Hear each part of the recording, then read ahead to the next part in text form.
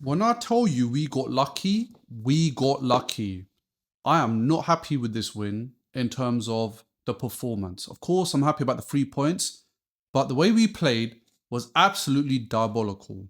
We have tremendous talent on the pitch, and you're telling me Gyökeres only managed 5 touches in the first half. Like, bruh, we paid over 60 million for this guy.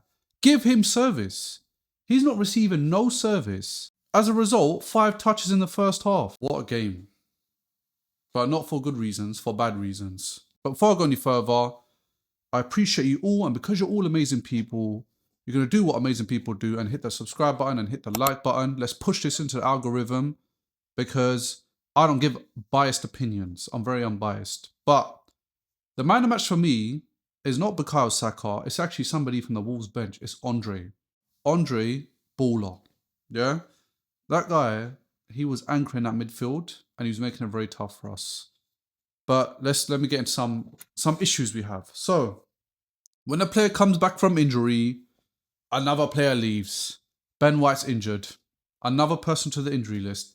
We are currently ranked second, well, probably first now, Ben White, in the Premier League with the most injuries this season. I think we're on like course of 28 or 27. That is crazy, yeah? And we're not even in the new year yet. Another thing I want to point out is thank God we had Saliba and Timber back for today. Of course, Calafiori's away with the yellow card, and obviously the addition of Declan Rice coming back from illness, but thank God those two were in there. I don't think if those two were playing and we had Norgard probably at the back, we probably would have lost, I'll be honest. What's concerning for us as Arsenal fans from this game is Wolves are bottom of the table, and we won by 2 own goals. I know people can say be positive. Yes, I am positive we got the 3 points, but at the same time, if this was somebody else other than Wolves, that would have been 100% an L. I'm not talking about L plate on the car. I'm talking about the L as in a loss, and then when Man City win tomorrow, which is likely, they're ahead of us. The thing is with Arsenal is, first half, it was very, very difficult. You got Wolves that are sitting back constantly up until the 60th minute or 65th minute until they conceded, and then bam, that's when they came out. But look at that. As soon as they came out to attack, it didn't take them long to score.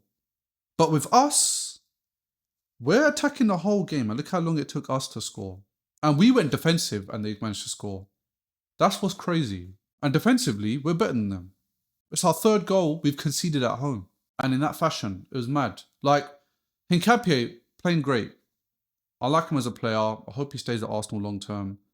But there's a few things he needs to sharpen up on. You know, like when the back line are in one line to get the offside, he's holding the defender. I get he wants to be all rough and tough, but look, that could have been an offside goal.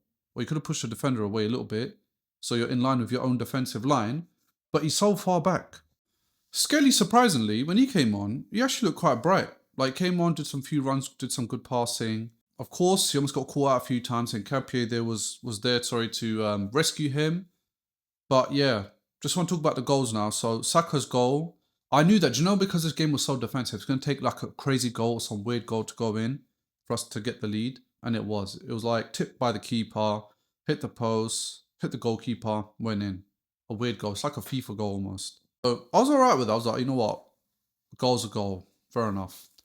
But then I felt like, our set pieces, aside from Declan Rice's free kick, I feel like if before the Saka goal, in the last few games, since Gabriel's been injured, I feel like our set pieces haven't been that great. I think the last time we scored one was, Bayern Munich. I'm not saying we should rely on it, but yeah, I just feel like, like when you're so used to scoring from set pieces and free corners, and then it kind of like gets a bit flat-footed. Yeah, it feels a bit weird. Second goal for us, again, very lucky. I thought Jesus headed it. If he did header it and it went in, now I don't want to be a hypocrite and say, oh, that was a world-class goal. I still feel like we should have got more at the game. I predicted no goals conceded by us, and I predicted us to win 3-0. But if Jesus scored that, it was still great for him to be on the pitch on his home debut after such a long time out. But yeah, I just think that with Jesus, him getting that goal is a great confidence boost. And I'll be honest, out of him and Gyökeres, Jesus has been out for a year, and he's looking a bit more sharper and brighter than Gyökeres at the moment on the pitch. I feel sorry for Gyökeres, because when I was watching the match, this guy, he's like this. He's just getting his shirt tugged, everything, you name it. They don't really know how to rough him up and I wouldn't say get in his head, but physically, they're not letting him get out easy. With Jesus, because I think he's a bit smaller, a bit agile, he drop back, he'll come into the play. He transition with the team. Whereas Gyökeres is just always up there. I feel like it's obviously a style does come into play, and I feel like Jesus, the team would obviously move forward rather than stay up there and make a run behind. Trossard as well, came on, looked very bright, gave some great passes, especially like a few nutmegs here and there. But you know, with Trossard, sometimes I want to smash my screen. When he's got the ball in front of goal, it's like his mind is just full of, I don't know what, fireworks, cortisol, I don't know what it is. He wants to shoot, then he wants to cut back, then he wants to pot, and then what happens? Goal kick. I'm like, bro, this panda eye is making my blood boil. Like, that's how angry I was getting with this guy. Because he's been doing it a few times this season. Now, I'm not coming to make this video about negativity.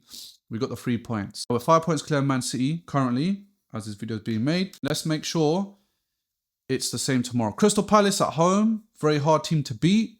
Crystal Palace usually give Man City a good game.